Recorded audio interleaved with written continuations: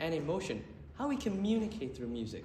It'll display how we connect to one another through music. A popular composer in the 1800s named Felix Mendelssohn stated that music is more specific than words, and we will prove his claim to be valid in this program. Let's get the program started. Where's the piano? Oh, here it is. Okay, so the first piece on the program is Johann Sebastian Bach's first Prelude and Fugue from his second book of well-tempered clavier preludes and fugues. Now, the big emotion in this piece is positivity.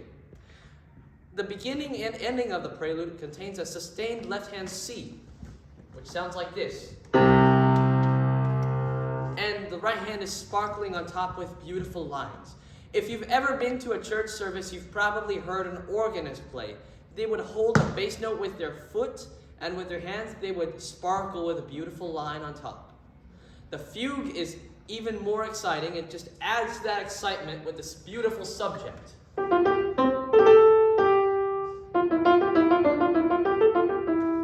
It definitely brings us a sense of excitement and readiness. The end of the fugue is even more adventurous, as it has an unsustained C in the left hand that continues to repeat, which brings us a sense of adventure.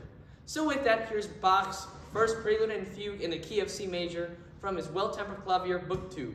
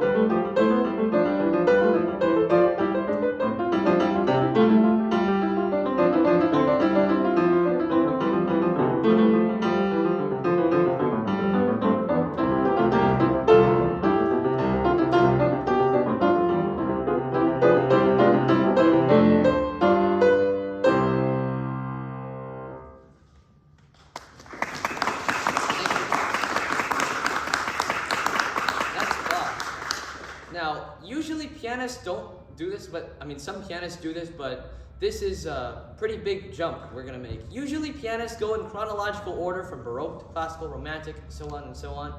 We are going to jump straight from Baroque to contemporary. Why? Because Bach made a major influence on other composers to compose their own preludes, or in this case, preludes and fugues. So, let's travel time. We are now in the 1950s. We've traveled just about 200 or so years. We are in the period of the next composer, Dmitri Shostakovich, who composed his preludes and fugues in all 24 keys, 24 preludes and fugues, just like Bach. Now, I'll be performing the second of his preludes and fugues. The prelude gives us a sense of tranquility. It flows throughout the piece like a stream. It's just peace throughout. And you want to pay attention to the climax of the prelude because you'll hear these church bells that go like...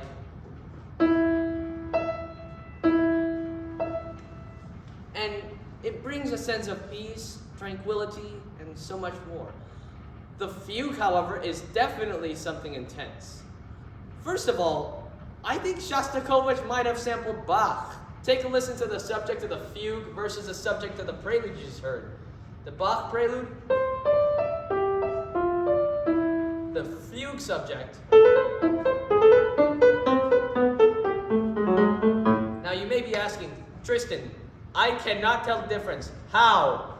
Well, both of them have a 3 notes up, a skip down, a skip up. Shostakovich just added in another 3 notes, a skip down, a skip up, and a skip down. Both of them have. So that's how they're similar. But the intensity of the fugue continues. At the end, you can hear this soldier marching sort of motion in the left hand. It sounds like soldiers are getting closer to you. Maybe they're mad at Shosti for sampling Bach or something. But we never know. Who knows where they're marching? With that, here's Shosti's Prelude and Fugue number 2 in the key of A minor. Dmitri Shostakovich.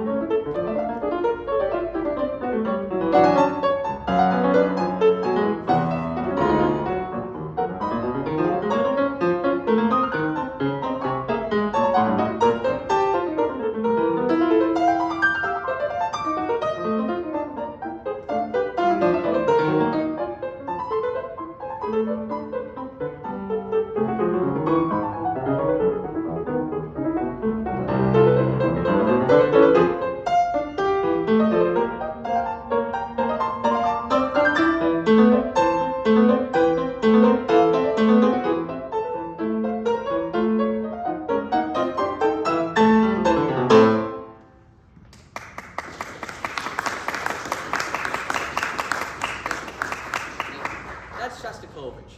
Now we're going to go back and fill in those gaps between that huge chunk of time that we traveled. So let's go back. All right, We're back in the late 1700s with our next composer, Ludwig van Beethoven. I am sure we all know his story. This piece I'm about to play was composed in his younger days, his third piano sonata in the key of C major, Opus 2, number 3. This piece was actually one of the 3 sonatas he dedicated to his teacher at the time, Franz Joseph Haydn. I know, it's pretty interesting, eh? Composer studies with composer. So, you can definitely sense Beethoven's youthful energy in this sonata. He brings us on a sense of adventure. He takes us on a great adventure around a whole bunch of different things. The exposition, the beginning part, represents all of our themes. It introduces us to our themes that we'll encounter throughout the adventure. The development is a whirlwind of confusion, a little worry, concern, fear, panic, you name it. The recap returns us back onto the normal tracks. But whoops, you want to hold on tight because Beethoven does have quite a bit of surprising twists and turns. So with that, hold on tight, buckle up, sit back, relax, and enjoy your ride as we cruise through on Beethoven's third piano sonata.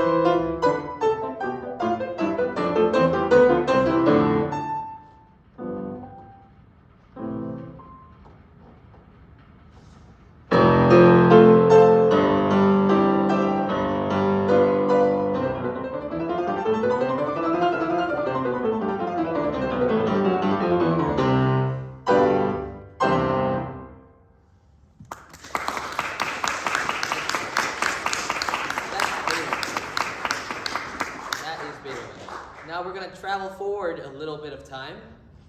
Now we're headed into the Romantic period with our next composer, Frédéric Chopin. I'm sure we are all aware of Frédéric Chopin's great expression in his music.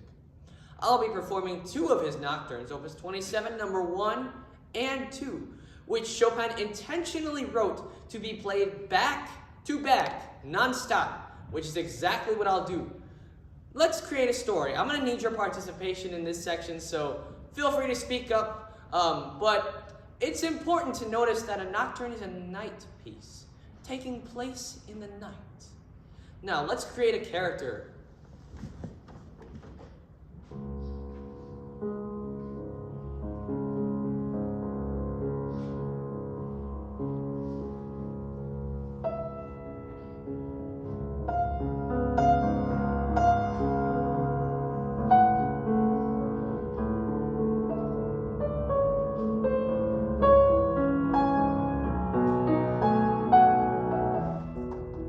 With that little bit of passage, what gender do you think this character will be? Anybody? What? Like a girl? Or? Oh, boy. I don't think so. What else? Anybody else? Technically, the only other options. Okay, yeah, okay, that sounds about right. Now, how old would this young lady be? Yeah, you read my mind. Okay. So far, we got a 16-year-old girl in the night. Let's say maybe in her dream. Okay, she's in a dream. It's late at night. Let's say they're just walking back from work, because I don't think any schools would be in session in the late night. But she is joined later by a special guest. Perhaps a sibling or a friend? Well, let's find out.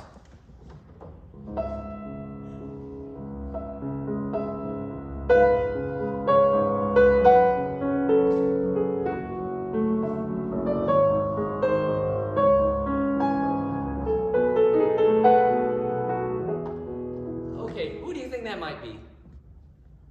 Anybody? Older brother, older sister, girlfriend, boyfriend? Who could it be? My older sister. You read my mind. Okay, let's say she's 18. Okay.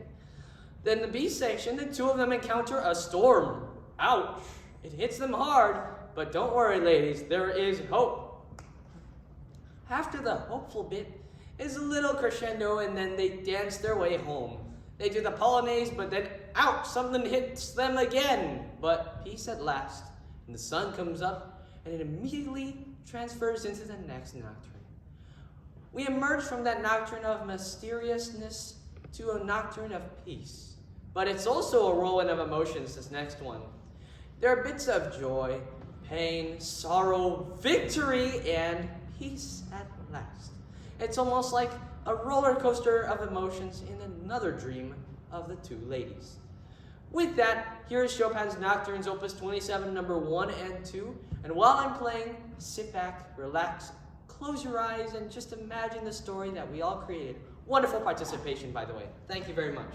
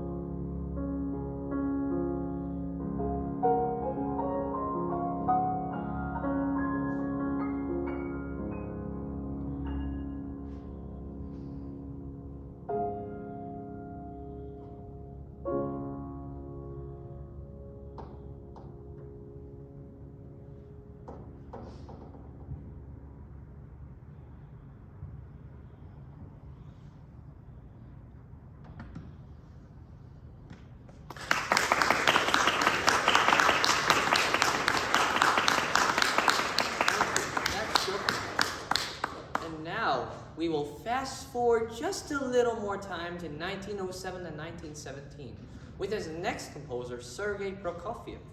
He composed his third piano sonata in the key of A minor during this time, which, interestingly for you historians, 4 of those years that he composed this piece was part of World War I. World War I being from 1914 to 1919. So for a majority of World War I, he was composing this piece, and his world premiere happened in 1918. Now, this piece definitely has a very intense and firm mood to it. You'll hear this intense argument between 2 soldiers. The right hand, the left hand. You may notice my grunting because I'm trying to emphasize that this left hand is not playing on the same beat as the right hand. This creates a very argumentative, intense, disagreeing, controversy sort of interaction. Otherwise, if they were playing together, it would sound hilariously off and it would not even be close to an argument. It would just sound like a cacophony. But a majority of the piece is that and this intense, firm, clear electric sound to this piece. There are bits that sound kind of like warfare. There are bits that sound like agonizing pain. And of course, we can't forget the moments of tranquility and relaxation and peace. I guess another lesson we could take away from this program is in the midst of chaos, there is always peace, right?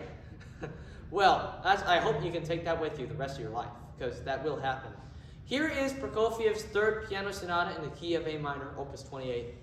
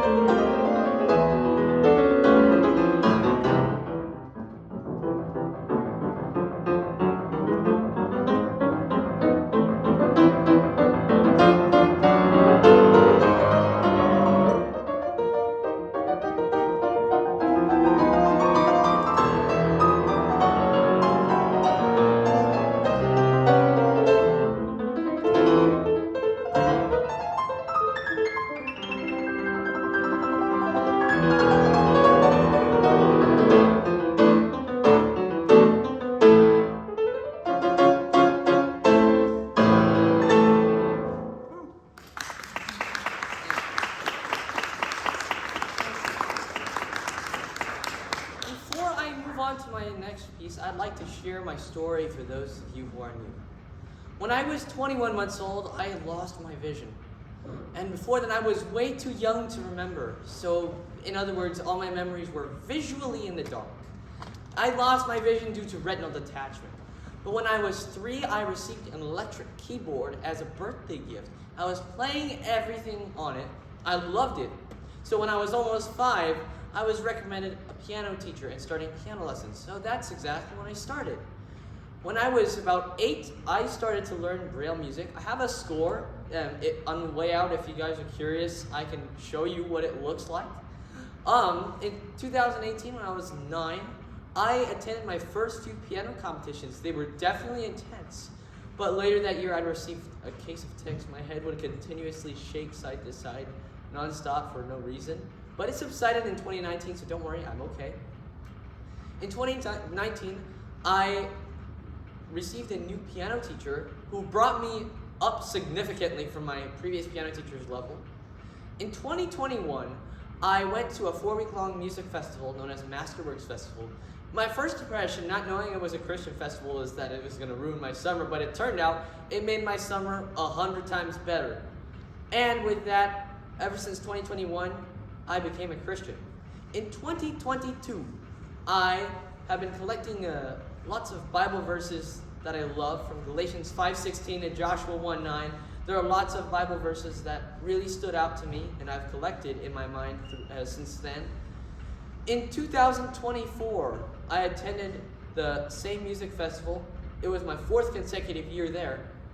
I attended the concerto competition, got in the finals, surprise. But then I played my heart out for the glory of God, as he told me. And surprise again, I got to play with the orchestra, which was one of my dream come trues. Another dream come true was learning this next piece I'm about to play. This next piece, my piano teacher said, "Well, you need to learn La Leggerezza before I can let you play that." So I learned La Leggerezza, and now I'm playing this one.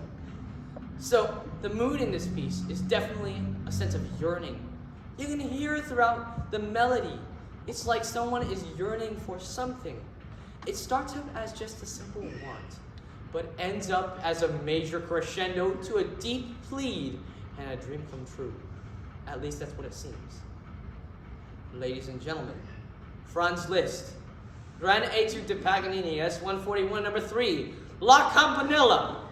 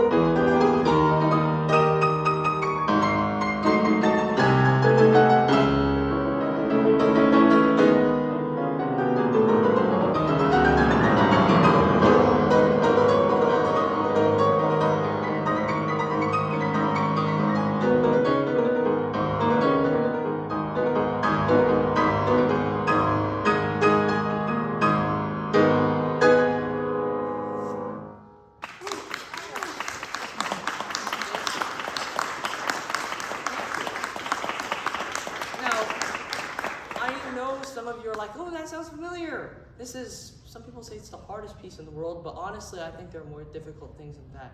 One of, I think, the most difficult things is leaving this audience without crying. And another difficult thing is leaving this audience without ending on a high note. So why don't we end on a high note with What a Wonderful World by Louis Armstrong as an encore. I encourage you all to sing along if you know the lyrics.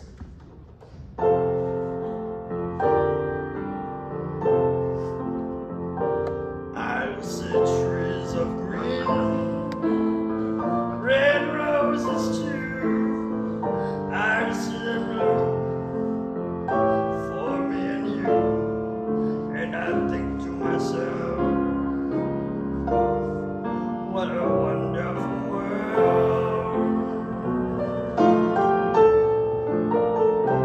I'll see skies of blue, clouds of white, the bright blessed day, the dark sacred night, and I think to myself, what a wonderful world.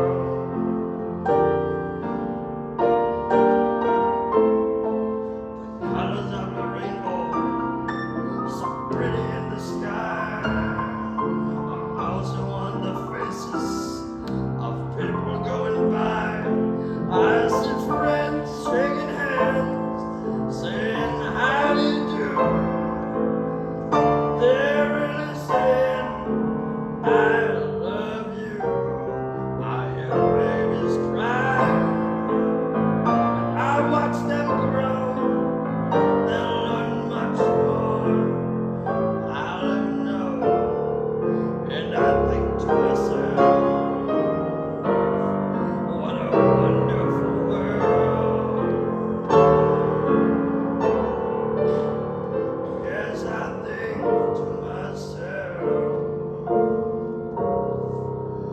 what a wonderful world.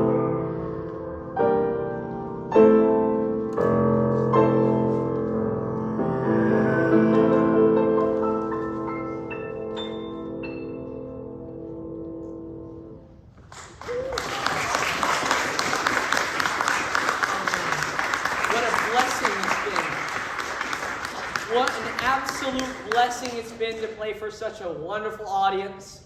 I'm so blessed by your wonderful participation in not only the Chopin storytelling creation, but also in your participation in the singing.